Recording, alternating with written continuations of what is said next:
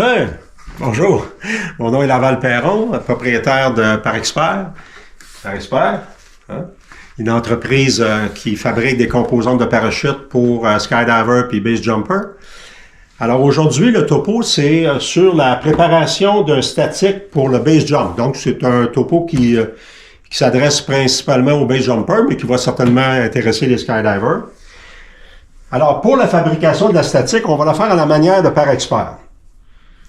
Alors, ce qu'on a besoin, comme c'est indiqué sur mon chose, on a besoin de, ce qu'on appelle aussi de la corde à casser, là, mais du brake tape, qui est vraiment conçu spécifiquement pour le statique militaire. Donc, ici, on n'utilise que ça.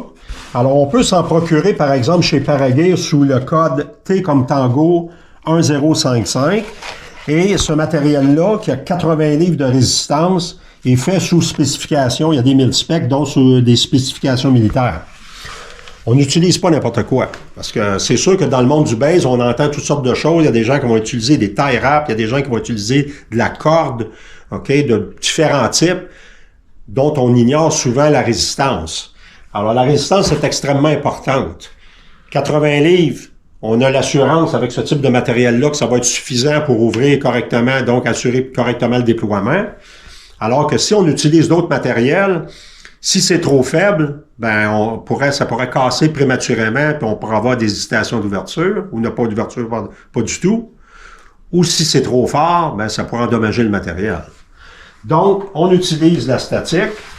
Ce que ça va nous prendre, c'est que pour faire une statique standard, ça prend approximativement 0,75 mètres ou à peu près une verge de matériel pour faire une statique complète. Donc, ce qu'on va avoir besoin, c'est d'un take-away. Alors, des take-away, il y en a différentes grandeurs. Ici, on a un très court.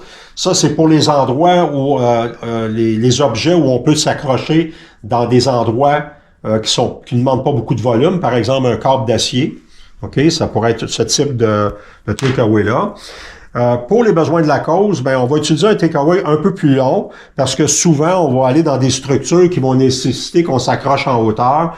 Donc, ce genre de take-away-là va être souvent utilisé pour les sauts en statique.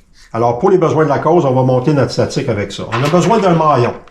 Alors, les deux maillons qu'on peut utiliser, le maillon le plus courant sur le marché pour faire les statiques, c'est le 3.5 stainless, ou on peut utiliser, moi j'aime bien, au Québec, c'est bien d'utiliser les numéros 4. Pourquoi? Il y a l'avantage d'être légèrement plus gros, donc plus facile à manipuler avec des gants, que le petit 3.5. Alors, dans les deux cas, ce qui est important, c'est d'utiliser des maillons de qualité. Alors, on n'utilise que du maillon Pégay, qui sont des maillons approuvés en parachutisme, donc en skydiving. Des maillons qui sont testés, des maillons dont on connaît aussi la force. Il faut surtout pas aller utiliser des maillons achetés en quincaillerie, made in Taiwan, made in China, dont on ne connaît absolument pas la résistance. Donc, dans le maillon aussi, on va utiliser strictement du maillon stainless.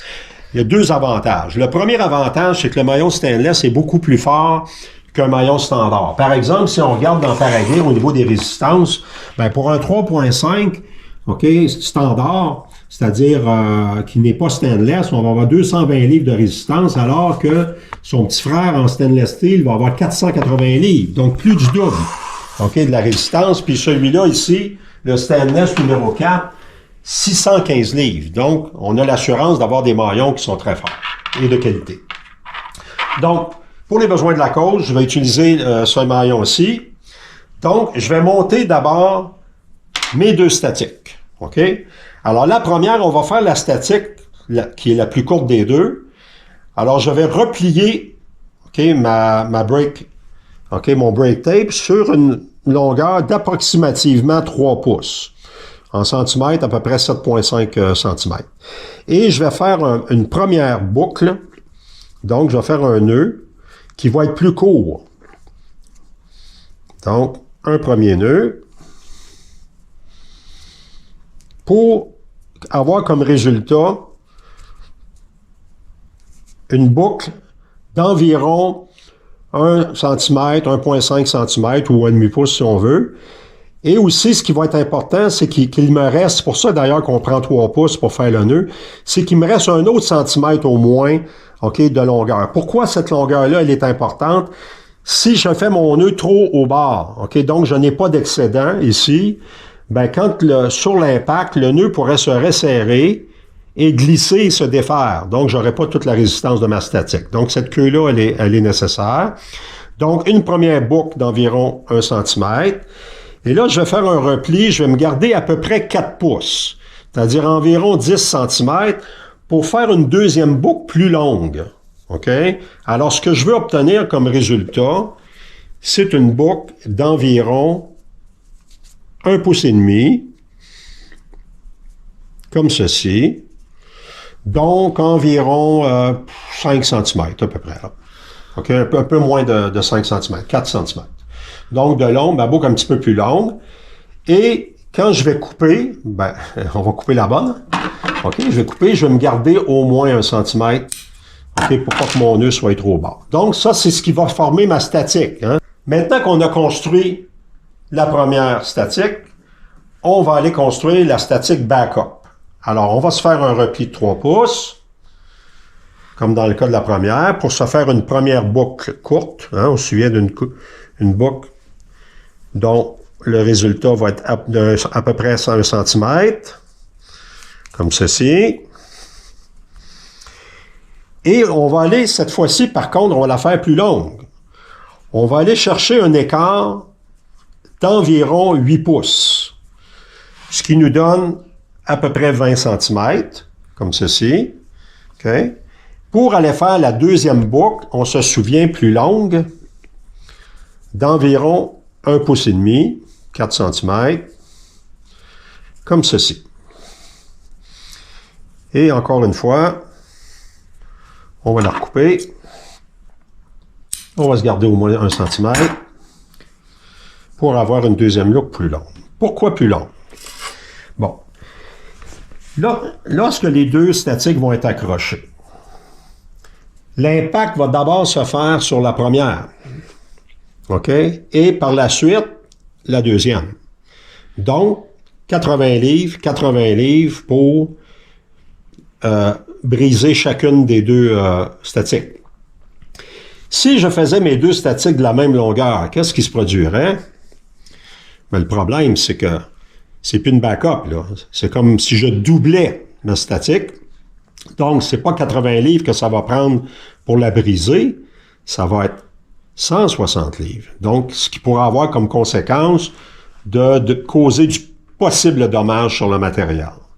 Donc, c'est la raison pour laquelle ce qu'on fait, c'est qu'on s'assure que les deux statiques vont minimalement avoir au moins un maillon plus long, sinon deux. De plus long une que l'autre. Premièrement, une fois que j'ai fait mes deux statiques, je vais aller les fixer sur mon takeaway. Donc, je vais utiliser ma boucle longue, c'est pour ça qu'on la fait plus longue, pour être capable de la boucler sur une extrémité du takeaway. Comme ceci. Voilà. Je vais fixer la deuxième de la même façon.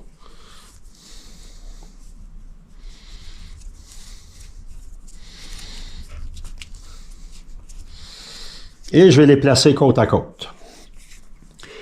Une fois que j'ai placé mes statiques sur le takeaway, je vais utiliser mon maillon. Donc, comment je vérifie mon maillon?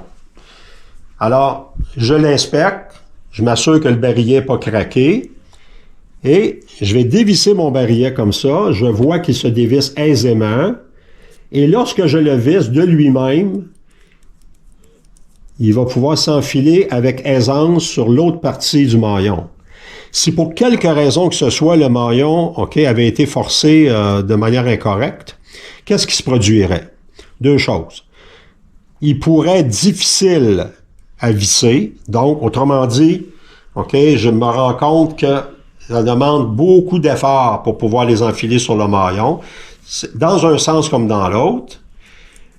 L'autre aussi, ce qui pourrait se produire, c'est que je tourne le barillet, puis là, le barillet tourne sur lui-même. Hein, il veut pas. Il veut pas monter vers l'autre extrémité. Ça, c'est un signe que le filet du maillon pourrait avoir été endommagé. Si c'est le cas, qu'est-ce qu'on fait? on l'envoie aux ordures et on utilise un autre maillon. Bon, donc, je vais d'abord fixer la partie longue, donc la statique backup, mon autre statique comme ceci, et pour pouvoir enfiler une petite bande élastique. Ça, c'est une méthode qu'on a développée ici chez Parexpert. Qu'est-ce qu'on fait? On va utiliser exactement le même type d'élastique qu'on utilise, par exemple, sur les tailgates. Hein, vous vous souvenez, là, les petits élastiques qu'on utilise pour fermer le tailgate au moment du pliage. Les base jumpers savent très bien de quoi il s'agit. OK? Alors, pour se faire des petits élastiques comme ceux-ci, on va utiliser un élastique standard qu'on trouve à peu près sur toutes les zones de saut ou dans des bons ateliers de gréage. OK? C'est une bande élastique qu'on utilise habituellement pour de la macroline. Alors, pour se faire un petit élastique, on va tout simplement le pincer comme ceci. Okay? Et avec un ciseau, on va aller s'en faire deux, comme ceci. Pour se faire des petits élastiques. On peut s'en faire plusieurs d'avance, OK? Parce que, bon, on les perd souvent sur la tailgate. Quand on refait une statique, on va en avoir besoin. Donc, on peut s'en faire quelques-uns comme ça avec ces bandes élastiques-là. Alors, on va utiliser cette petite bande élastique-là pour aller stabiliser les statiques près du maillon. Juste un détail que j'avais oublié de nommer. On va enfiler la partie courte. On va enfiler la partie courte du maillon sur les statiques et non pas la partie longue. Voyez-vous, quand le maillon est fermé, on voit qu'il y a une partie longue, ici, il y a une partie courte. Vous allez voir pourquoi tantôt. Et avec l'élastique, ce que je vais faire 3 tours. 1 tour, 2 tours, 3 tours, pour aller bien serrer les statiques sur le maillon. Pourquoi on fait ça comme ça? Vous allez voir l'avantage. Lorsque va venir le temps d'installer le takeaway sur la structure, hein, on va avoir besoin de passer le takeaway par-dessus la structure et on va avoir besoin d'ouvrir le maillon pour installer cette autre extrémité-là sur le maillon, comme ceci. Sans élastique, qu'est-ce qui se produit? OK? Ce qui se produit, c'est que, bon, ils sont beaucoup plus lourds, ils se déplacent facilement, puis ils peuvent accidentellement sortir du maillon. Alors que lorsqu'on met une bande élastique comme ceci, ça les garde bien serrés et ça prévient que la statique sorte accidentellement du maillon, de 1. De 2, l'avantage, c'est que si j'ai besoin d'espace pour travailler, ben je peux aisément, OK, déplacer les statiques sur le maillon, ils vont rester à l'endroit où je les ai placés, le temps que je sécurise mon takeaway sur le maillon. Maintenant, qu'est-ce qu'il me reste à faire? La fixer sur ma drisse. Alors, mon statique est construit, est installé sur mon takeaway. Je vais sortir mon extracteur. Maintenant, dans le monde du base jump, la méthode habituelle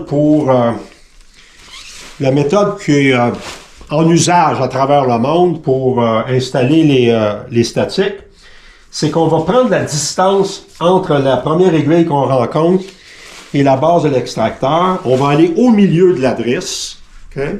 Tout à fait au milieu de la drisse. On va plier la drisse et on va la nouer.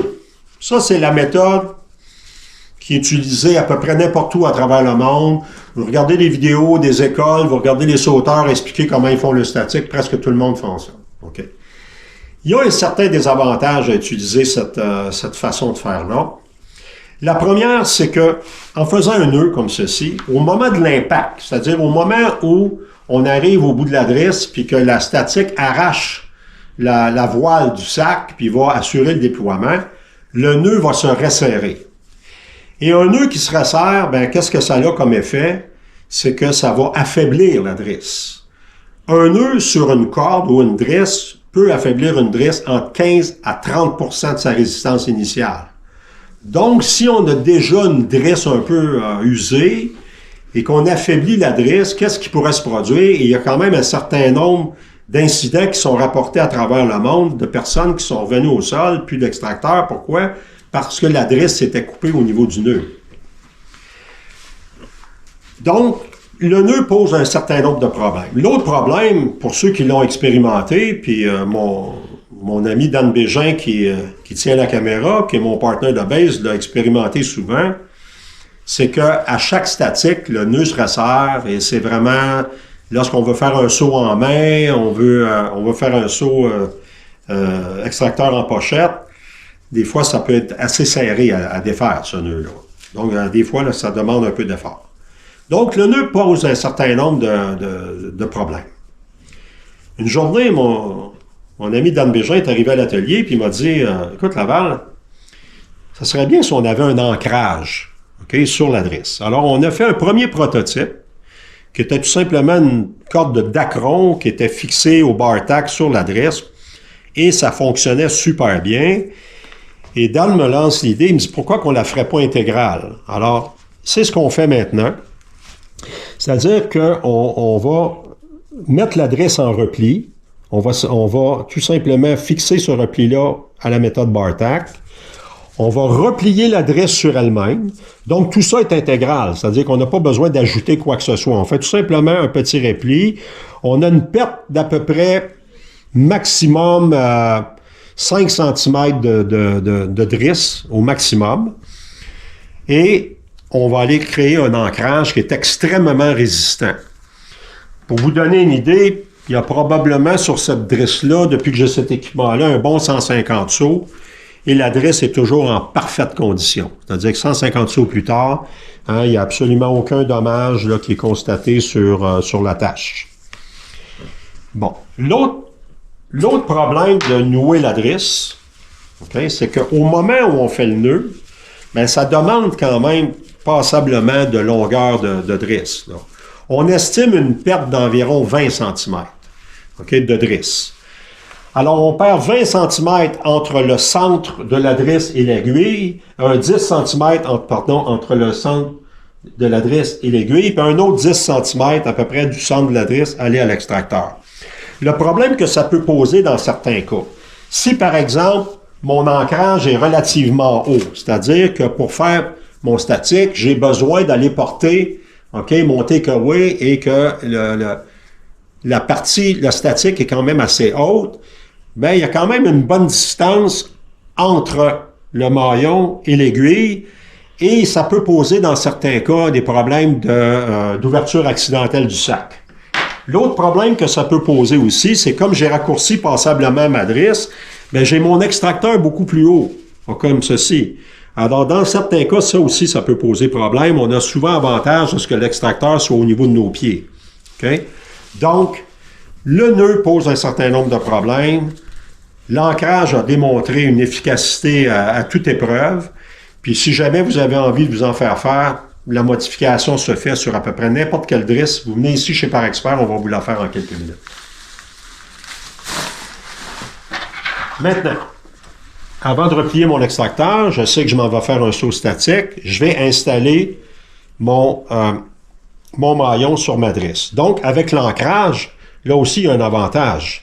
C'est-à-dire que ça va me demander un certain effort pour aller porter le maillon à l'intérieur et le baril va agir comme ça à l'intérieur de l'ancrage comme un stopper, okay? Comme un cran d'arrêt. C'est-à-dire que naturellement, il ne veut pas sortir. Ça demande un effort pour aller enlever le maillon de l'ancrage. Donc, c'est une sécurité additionnelle aussi. C'est-à-dire que pendant la manipulation de la statique, que ce soit au moment où, dès que j'ouvre le baril, pour pouvoir instituer la statique, il n'y a pas de danger que mon maillon sorte accidentellement de l'ancrage. Et avec la bande élastique, ben, il n'y a pas de danger non plus que mes statiques sortent du maillon. Donc, on va aller fixer la statique. On s'assure de bien fermer le maillon, bien serré. Et on est prêt à sauter. Fait que maintenant, on va replier le statique avec l'adresse et l'extracteur, puis on va aller l'essayer. Bon saut. Bon, ben, alors on est de retour. Je suis toujours avec mon ami Dan. Alors, on va aller essayer le fruit de notre travail. OK. Alors ici, on a... Hop. On va essayer de détourner ça un petit peu. Bon. OK. Alors, statique, backup. On a le takeaway au-dessus de la structure.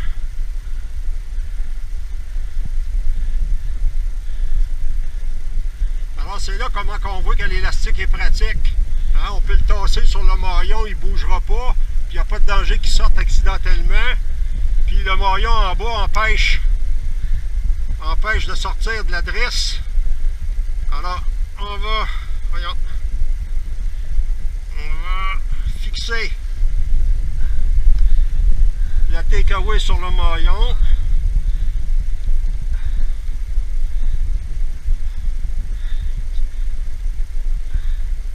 On va s'assurer que le maillon il est bien fermé.